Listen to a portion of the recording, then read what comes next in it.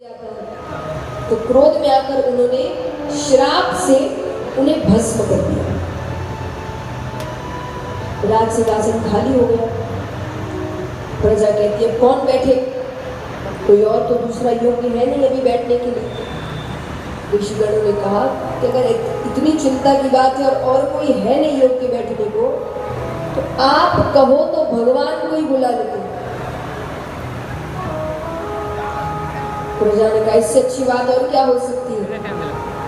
ऋषिगणों ने लोटे जैसा पात्र मंगाया, उसमें कुछ दूध के साथ जो राजा की राख थी वो डाली गई और उसका मंथन कर रहे हैं। भगवान का ध्यान करते हुए मंथन करते करते उसमें से परम पिता परमेश्वर भगवान विष्णु का एक अवतार राजा पृथु,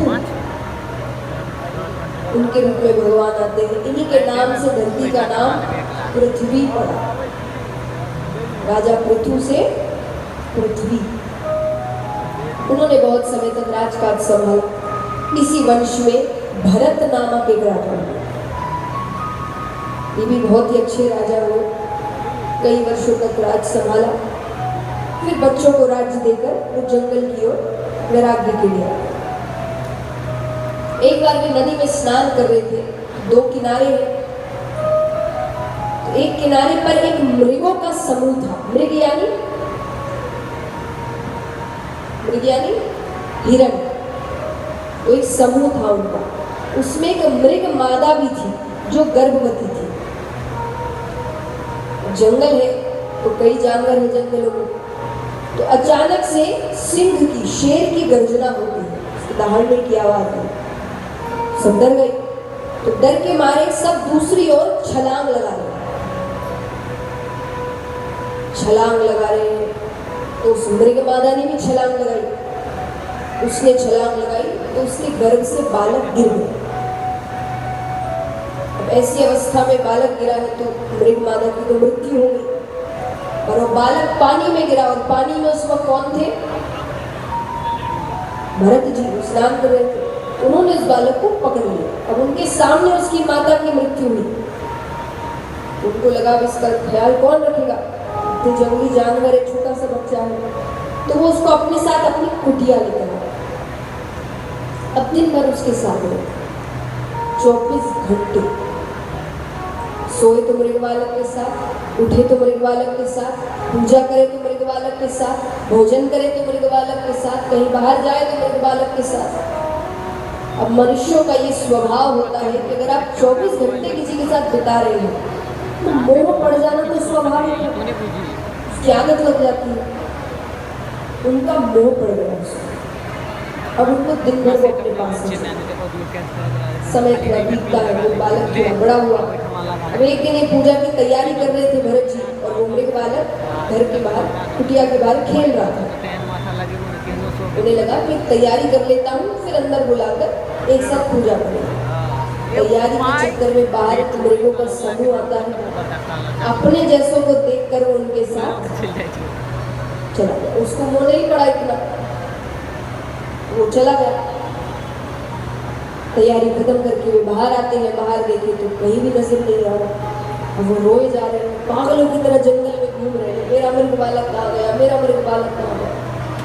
और पहले की तो जंगल ही ऐसे थे कि एक बार कोई चला जाए तो बाहर निकलना मुश्किल। आजकल इंसान जंगलों में भी पहुंच गए हैं अपने हिसाब की तैयारी करने के लिए। भाई हमारे घूमने की जगह मिल जाए, ये काटो, वो काटो, ये साफ करो, वो साफ करो, ये वो बनाओ, ये होटल बनाओ। सोचिए जंगल में से कोई एक भी जानवर शहर में आ जाए, गांव में आ जाए तो कैसी भगदड़ मच जाती है। और हम मुंह उठा के दिन भर उनके पास जाते रहते हैं।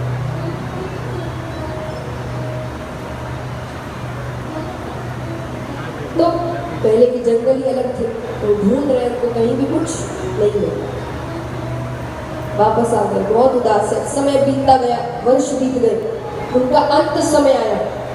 और अंत समय में भी उनका मोह खत्म नहीं हुआ। जिस समय उनको भगवान का नाम लेना चाहिए था, उनके मुख में केवल एक ही नाम है, मेरा मृग बालक कहाँ है।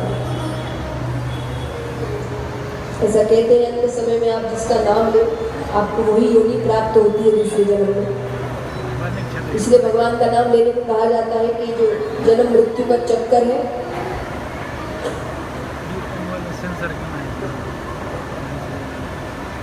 इससे ही छुटकारा मिल जाए। तो उन्होंने मृग का नाम लिया तो दूसरी योनि उनको मृग योनि प्राप्त हुई। पर उन्होंने अपने राज्य काल में इतने पुण्य किए थे कि उस योनि में भी उनको सब याद था। कुछ लोग होते हैं जिनको अपना पिछला जन्म याद होता है।